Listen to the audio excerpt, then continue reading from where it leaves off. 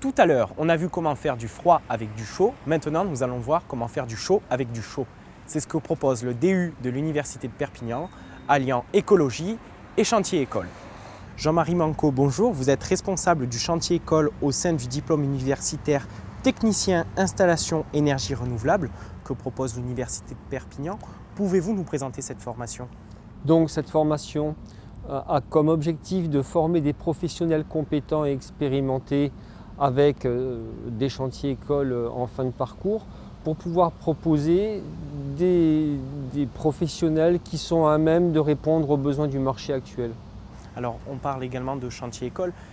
Qu'est-ce que c'est réellement Alors un chantier école a une caractéristique, c'est qu'on va travailler en amont tous les fondamentaux physiques, on va travailler sur les technologies d'un point de vue théorique. Et afin de valider toutes ces compétences théoriques, on les met en situation directe avec des chantiers écoles comme celui qu'on voit ici, par exemple. Justement, derrière nous, nous voyons des panneaux solaires. Pouvez-vous nous en dire plus? Donc ces panneaux solaires ont été mis en place, il y en a 5, pour pouvoir chauffer l'eau destinée aux douches de la maison des sports à l'université avec une production quotidienne d'environ 1000 litres à 50 degrés. Ce qui permet de faire des économies substantielles tout en faisant du développement rural et de l'écologie. Donc les étudiants, à travers ce type d'installation, vont être mis en situation et vont pouvoir être confrontés à tout un tas de petits détails techniques, tout en tenant compte de la théorie et de tout ce qu'ils ont intégré pendant leur formation. Alors quel est le devenir de ce projet dans les années futures au sein de l'Université de Perpignan? Alors, dans le futur, on envisage fortement de continuer à mettre en place ce type d'installation.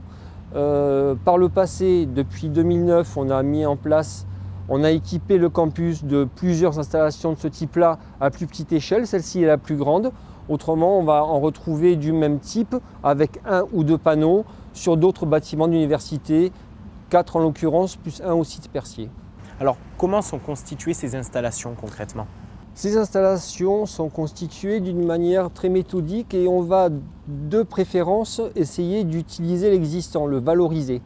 De fait, les installations qu'on met en place sur l'université utilisent l'existant, c'est-à-dire les chauffe-eau électriques ou les gros cumulus de 1000 litres comme celui qui est présent dans le local technique pour cette installation, par le biais d'une innovation qui permet d'utiliser un chauffe-eau électrique classique et de le transformer en chauffe-eau solaire sans modification avec une performance qui est très intéressante.